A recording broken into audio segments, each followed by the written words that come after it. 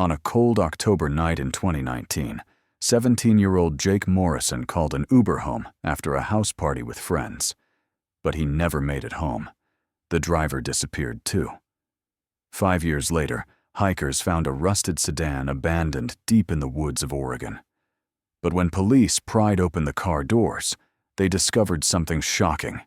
The doors had been locked from the inside, and there were only remains of one person inside. A discovery that turned every theory upside down and forced everyone to reconsider what they thought they knew about this case. Before we dive into this mysterious story, let us know where you're watching from today. And if you like this video, don't forget to subscribe.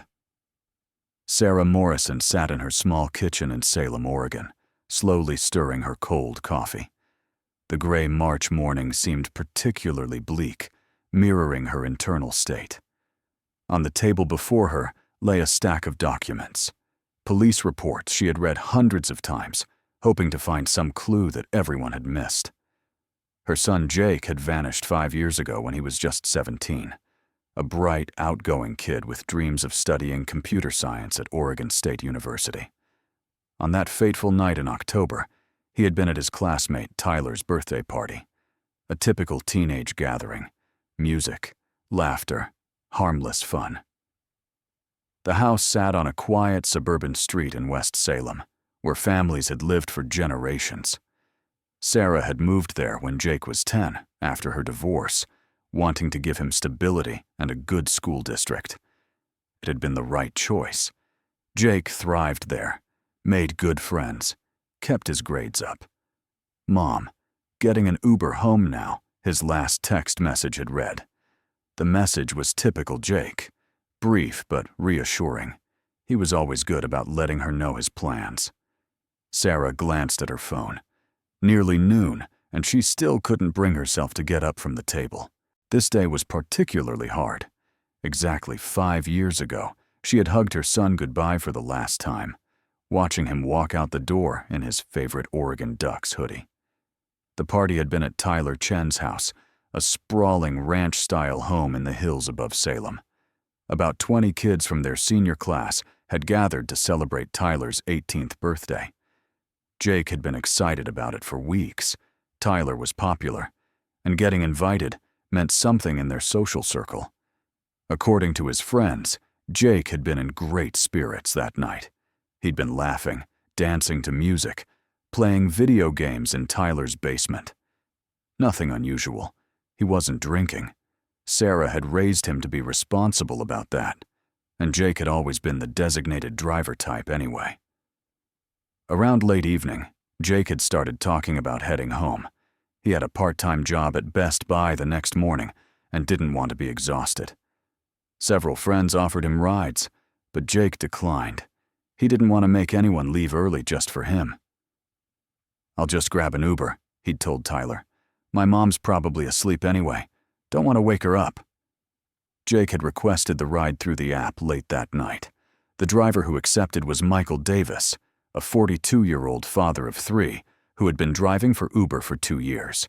His rating was 4.9 stars, with over 2,000 completed trips. Passengers consistently praised his friendly demeanor and clean car. Michael drove a silver 2015 Honda Civic. The GPS estimated a 15-minute drive from Tyler's house to Jake's home on Cherry Avenue. It should have been straightforward: down the hill, through downtown Salem, and into Jake's neighborhood. Tyler later told police that Jake had waved goodbye from the front door that night. They watched the silver Honda pull up, saw Jake get into the back seat, and the car drove away into the darkness. That was the last time anyone saw Jake Morrison alive. Suddenly, Sarah's phone rang, jolting her from her memories. Unknown number. "Mrs. Morrison, this is Detective Rodriguez with the Marion County Sheriff's Office. I need to meet with you urgently. We have news about your son's case." Sarah's heart began pounding. In 5 years, she had grown accustomed to bad news, false hopes, and disappointments. But something in the detective's voice was different. "What happened?" she whispered. "We found the car." 20 minutes later, Sarah sat across from Detective Carlos Rodriguez in a sterile interview room at the sheriff's office. Rodriguez was a man in his mid-40s with kind eyes that had seen too much tragedy. He'd been working Jake's case since the beginning, one of the few constants in an investigation that had gone through multiple detectives over the years. "Mrs. Morrison, I want you to prepare yourself," Rodriguez said gently. "What I'm about to tell you might be difficult to hear." Sarah gripped her coffee cup tighter. "Just tell me. Please." 3 days ago, a group of hikers found a vehicle in the Cascade National Forest, about 40 miles east of Salem. It was hidden deep in the woods, almost completely covered by vegetation. The license plate matches the Uber driver's car from the night Jake disappeared. Sarah's hands began to shake. Did you find? We found remains inside the vehicle, yes. But Mrs. Morrison, there's something unusual about this discovery that we need to discuss." Rodriguez opened a manila folder and pulled out several photographs. The car was locked from the inside. All doors, all windows. The keys were in the ignition. There were no signs of external damage, no indication that anyone forced their way in or out. He slid one of the photos across the table. It showed the silver Honda Civic, rusted and weathered, sitting in a small clearing surrounded by tall Douglas fir trees. Moss and vines had begun to claim the vehicle, making it look like something from a forgotten world. The remains we found were those of the driver, Michael Davis. He was still in the driver's seat. Sarah stared at the photograph, trying to process what she was hearing. "What about Jake? Where is my son?" Rodriguez's expression grew more somber. "That's what we need to figure out, Mrs. Morrison, because Jake wasn't in that car." When Jake didn't come home that night, Sarah had initially felt only mild concern. Traffic could be unpredictable, and maybe he'd decided to hang out a bit longer. But as the minutes turned into hours, worry crept in. She tried calling his cell phone after midnight. It went straight to voicemail. She texted him. The messages showed as delivered, but unread. By the early morning hours, Sarah was pacing her living room, calling Tyler's house. "Mrs. Morrison, Jake left hours ago," Tyler's mom, Linda Chen, told her. "He got in an Uber around midnight. Is everything okay?" Sarah's stomach dropped. She immediately opened the Uber app on her phone. Jake was listed on her family account. The trip showed as completed, shortly after midnight. But when she looked at the route, something was wrong. Instead of ending at their house on Cherry Avenue, the GPS trail stopped abruptly on Highway 22, heading east toward the Cascade Mountains. In the early morning hours, Sarah stood in the lobby of the Marion County Sheriff's Office, filing a missing person report. Deputy Amanda Foster took her statement with the kind of professional compassion that suggested she'd done this many times before. "We'll issue a BOLO for both Jake and the vehicle," Deputy Foster assured her. "At his age, there's no waiting period. We'll start looking immediately." The first 48 hours were a blur of activity. Police tracked Jake's cell phone to a tower near Santiam Junction, about 30 miles east of Salem, where the signal had died shortly after midnight. The Uber app showed Michael Davis's phone had also gone offline at the same location and time. Highway patrol officers scoured every mile of Highway 22 between Salem and the mountains. They checked every rest stop, every side road, every pull-off. Salem police interviewed everyone at Tyler's party, looking for anything unusual Jake might have said or done. Michael Davis had seemed like an unlikely criminal. Married to his high school sweetheart, Jennifer, for 18 years. Father to 3 kids aged 8, 12, and 15. He worked days as a maintenance supervisor at a local manufacturing plant and drove Uber evenings and weekends to help pay for his eldest daughter's college fund. "Mike was the most reliable guy I knew," his supervisor, Tom Bradley, told investigators. "Never missed a shift, always helped out his coworkers. I'd trust him with my own kids." Jennifer Davis was devastated by her husband's disappearance. "He was supposed to be home by morning," she told police through tears. He always texted me when he finished driving for the night. When I woke up and he wasn't home, I knew something was terribly wrong. The investigation consumed the next several months. Search and rescue teams combed the Cascade foothills. Dive teams checked every accessible body of water along Highway 22. The FBI created a profile of possible suspects, though Michael Davis didn't fit any known patterns of predatory behavior. As weeks turned to months, the theories multiplied. Had Davis planned Jake's disappearance? Was this a random crime of opportunity? Had they encountered someone else on the road that night? Without physical evidence, investigators were grasping at shadows. The case began to go cold after the first year. New cases demanded attention, resources were reassigned, and the trail grew fainter with each passing day. But Sarah never stopped looking. She printed thousands of flyers, maintained a Facebook page dedicated to finding Jake, and drove the back roads around Salem every weekend, hoping to spot something the professionals had missed. People kept telling me to move on, to accept that he was gone, Sarah told Rodriguez during one of their regular check-ins. But I couldn't. A mother knows when her child is still out there somewhere. For 5 years, Sarah held on to that hope. She converted Jake's bedroom into a sort of command center for her search efforts. Maps covered the walls, marked with search zones and potential locations. Boxes of tips and leads filled the corners, most leading nowhere, but each one examined with desperate thoroughness. Now, sitting across from Detective Rodriguez, Sarah felt the weight of those 5 years pressing down on her. The discovery of the car should have brought closure, but instead it opened new questions that seemed even more impossible to answer. "I don't understand," Sarah said, staring at the photograph of the Honda Civic. "If Michael is in the car, locked inside, where is Jake? What happened to my son?" Rodriguez leaned forward, his expression grave. "Mrs. Morrison, I need to ask you to come with me to the scene. There are things we found that might help us figure this out, but I need you to see them in person." The drive to the Cascade National Forest took nearly an hour, winding through mountain roads that grew progressively narrower and more remote. Sarah sat in the passenger seat of Rodriguez's unmarked police car, watching the dense forest roll past the windows. "How did anyone even find the car out here?" she asked. "The hikers were off trail, looking for a geocache," Rodriguez explained.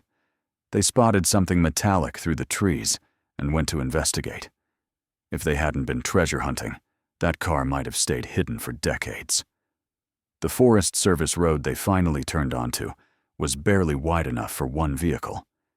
They drove for another 10 minutes before Rodriguez pulled over at a small clearing where several other police vehicles were parked.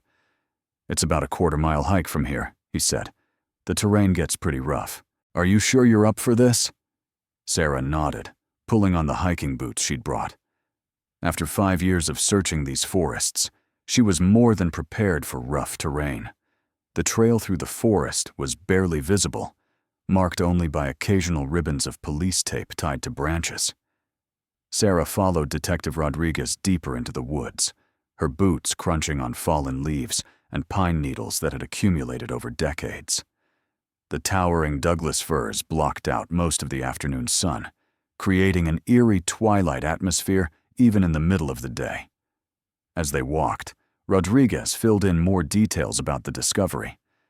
"The hikers who found it were geocaching enthusiasts from Portland," he explained, ducking under a low-hanging branch. They'd been following GPS coordinates to find a hidden cache when they spotted something metallic through the trees. Sarah could hear voices ahead, other investigators still processing the scene. After what felt like much longer than a quarter mile, they emerged into a small clearing where the silver Honda Civic sat like a monument to mystery. The sight of it took Sarah's breath away. 5 years of wondering, of imagining every possible scenario, and here was the answer to at least part of the puzzle. But somehow, seeing it in person raised more questions than it answered. The car looked almost prehistoric, covered in a thick layer of moss and lichens. Vines had begun to wrap around the side mirrors and bumpers. The windows were dirty but intact, creating an impenetrable barrier between the outside world and whatever secrets lay within. "How did it get here?" Sarah asked, circling the vehicle slowly. "There's no road, no path wide enough for a car." "That's one of the things we're trying to figure out," Rodriguez replied. "The closest drivable road is where we parked. This clearing is completely isolated." Sarah peered through the passenger side window, wiping away some of the grime with her sleeve. The interior was surprisingly well preserved, protected from the elements by the sealed cabin. She could see the driver's seat pushed back, as if someone tall had been driving. Personal items were scattered throughout. A coffee cup in the center console, papers on the dashboard, a jacket draped over the back seat. "We found the remains of Michael Davis in the driver's seat," Rodriguez explained gently. "The medical examiner believes he died shortly after arriving here. Natural causes. Looks like a heart attack." "But why would he drive out here in the first place?" Sarah asked. "This doesn't make any sense. Where was Jake supposed to get dropped off?" Rodriguez walked to the back of the vehicle and pointed to the rear bumper. "We found something else, Mrs. Morrison. Something that changes everything we thought we knew about that night." He led her around to the trunk area, where crime scene technicians had carefully documented everything. "There are scratches here on the paint, and some blood evidence. We've confirmed through DNA testing that the blood belongs to Jake." Sarah's knees went weak. "Blood? Oh God, what happened to him?" "The pattern suggests he was injured, but not severely. These look like defensive wounds, scratches from tree branches, maybe a fall. But here's the important part." Rodriguez pointed to the rear window. "Look at the glass." Sarah leaned closer and saw what he meant. The rear window had been broken from the inside. Fragments of safety glass littered the ground beneath the car, but the majority of the damage showed an outward pattern of cracks radiating from a central impact point. "Someone broke out of this car," she whispered. "That's what we think. And based on the blood evidence and the trajectory of the glass, we believe it was Jake." The implications began sinking in for Sarah. Her son hadn't been a victim in the traditional sense.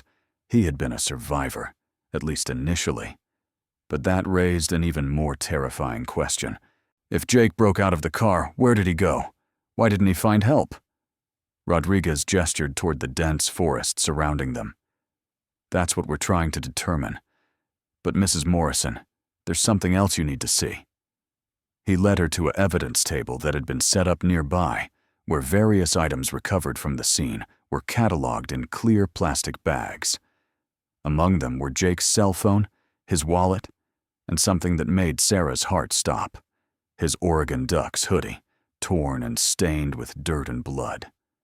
"We found these items scattered around the car," Rodriguez explained. "It looks like Jake gathered some supplies before he left the vehicle. His phone was dead, probably had been for hours by that point. But he took his jacket, which suggests he was planning to be out in the elements for a while." Sarah picked up the evidence bag containing the hoodie, fighting back tears. This was the same sweatshirt Jake had been wearing when he left for Tyler's party, the same one she'd watched him pull on as he headed out the door for what she now knew would be the last time. "Detective, you have to understand something about my son," Sarah said, her voice stronger now. "Jake was an Eagle Scout. He knew wilderness survival. If he was alive when he left this car, he wouldn't have just wandered around aimlessly. He would have had a plan." Rodriguez nodded. "That's what we're hoping. And that's why we need to expand our search. Because if Jake survived the initial incident, there's a chance he might have made it further than we originally thought." As they prepared to leave the scene, Rodriguez pulled out his radio to coordinate with other search teams. Sarah took one last look at the Honda Civic, trying to piece together what might have happened that night 5 years ago. Michael Davis, a father and reliable employee, had picked up her son for what should have been a routine 15-minute drive home.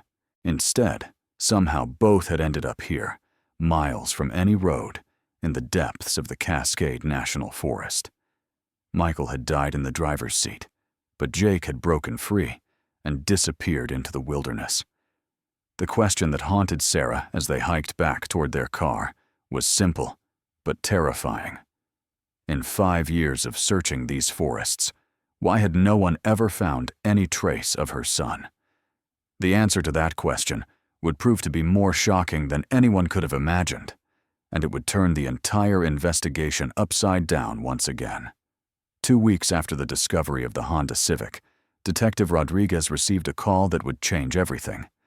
It came from Dr. Emily Patterson, a social worker at a residential care facility in Bend, Oregon, about 90 miles southeast of Salem. "Detective Rodriguez, I saw the news story about the missing boy from Salem, Jake Morrison. I think you need to come here immediately. There's someone I believe you need to meet." The drive to Bend took Rodriguez and Sarah through winding mountain roads that cut through some of Oregon's most remote wilderness. Sarah sat quietly in the passenger seat, her hands folded tightly in her lap. After 5 years of false hopes, she was afraid to let herself believe that this call might finally provide answers. Pine Ridge Care Center sat on a hillside overlooking the Cascade Mountains, a modern facility that specialized in caring for individuals with traumatic brain injuries and severe psychological trauma. Dr. Patterson met them at the entrance, her expression a mixture of excitement and professional caution.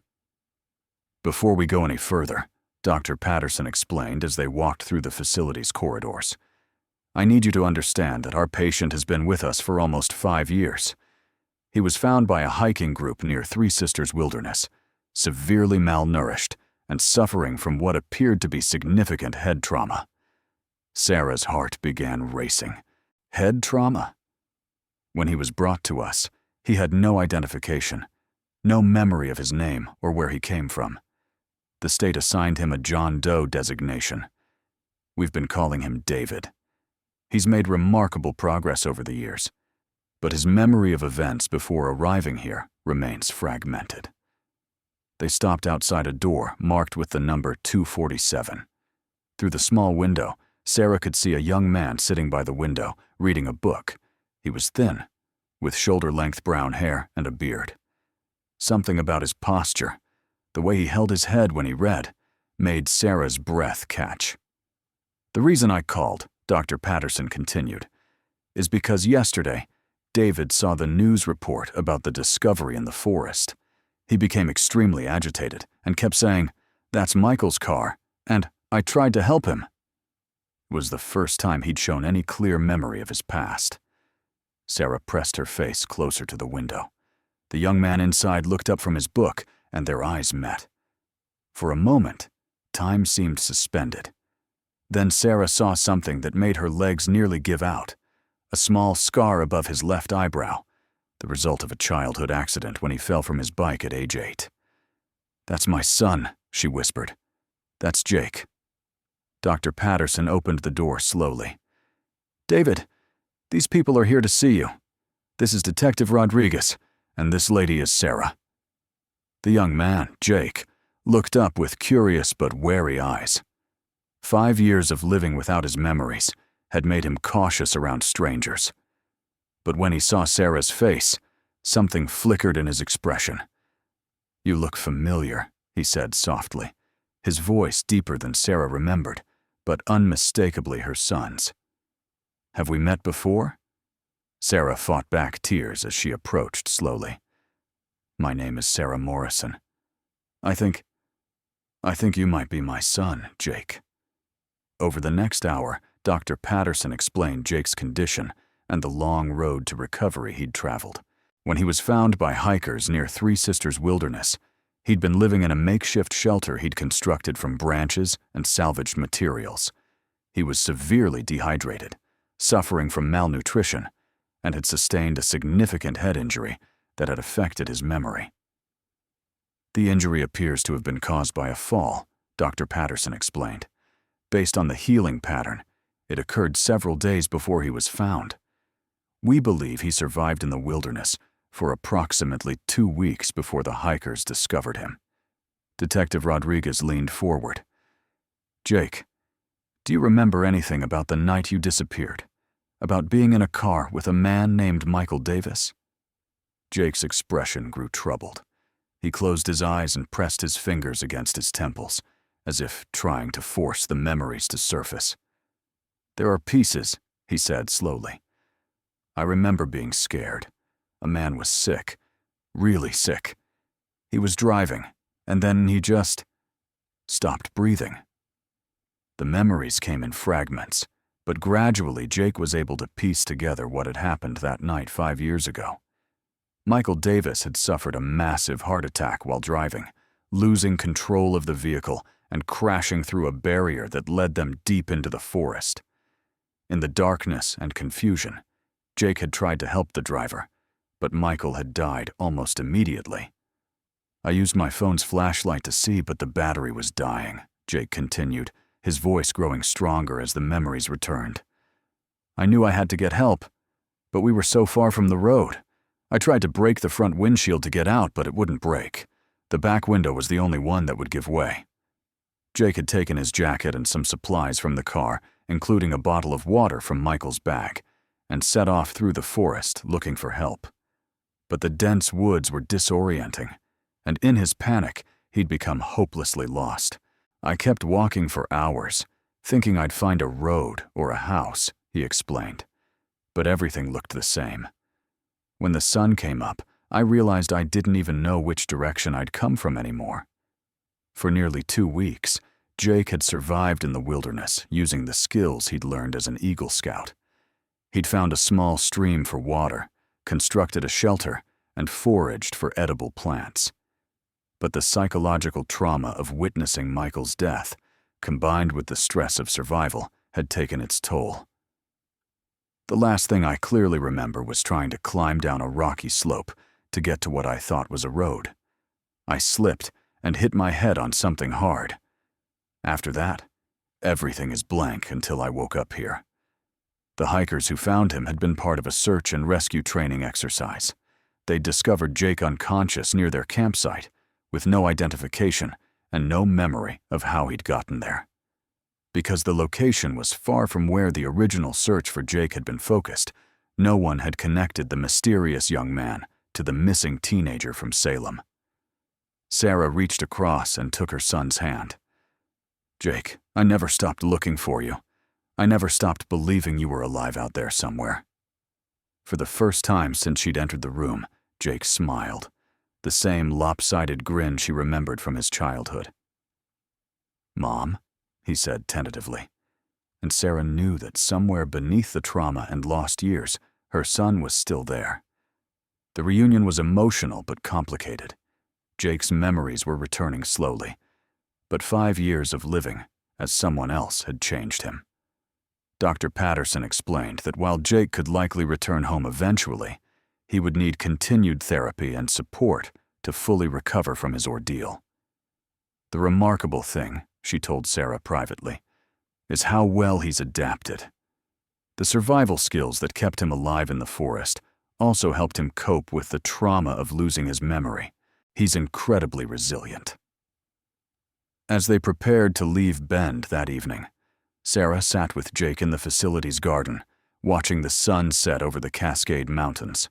He still didn't remember everything about his life before the accident, but fragments were returning.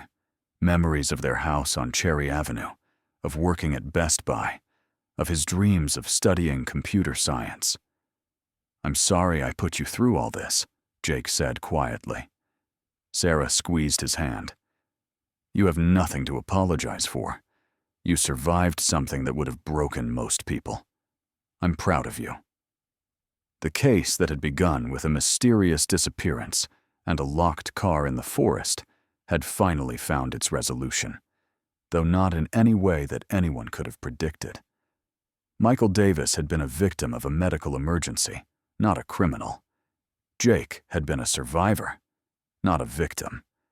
And sometimes, the most extraordinary mysteries have the most human explanations. 3 months later, Jake moved back home to Salem to continue his recovery. The house on Cherry Avenue that had sat like a shrine to his memory slowly came back to life. Jake enrolled in community college courses and began working part-time at a local outdoor gear store, where his wilderness survival experience made him a valuable employee. The story of his disappearance and survival became a local legend, but Jake preferred to focus on the future rather than the past. Some memories never fully returned, but he'd learned that sometimes forgetting can be a gift as much as a burden. On quiet evenings, Sarah would often find Jake sitting on their front porch, looking out at the street where he'd once waved goodbye before getting into an Uber that would change his life forever. When she asked what he was thinking about, he would smile and say, "Just grateful to be home." The silver Honda Civic was eventually removed from the forest and returned to Michael Davis's family. They held a proper funeral for Michael, finally able to say goodbye after 5 years of uncertainty. Jake attended the service, wanting to honor the man whose death had inadvertently saved his life by forcing him to discover strength he never knew he possessed. In the end, the mystery of the one-way ride had a solution that no one could have imagined. Sometimes the most incredible stories are the ones that actually happened, and sometimes the greatest mysteries have the simplest explanations. Jake Morrison had taken a ride that was supposed to last 15 minutes, but ended up lasting 5 years. And in surviving it, he discovered that sometimes getting lost is the only way to find out who you really are.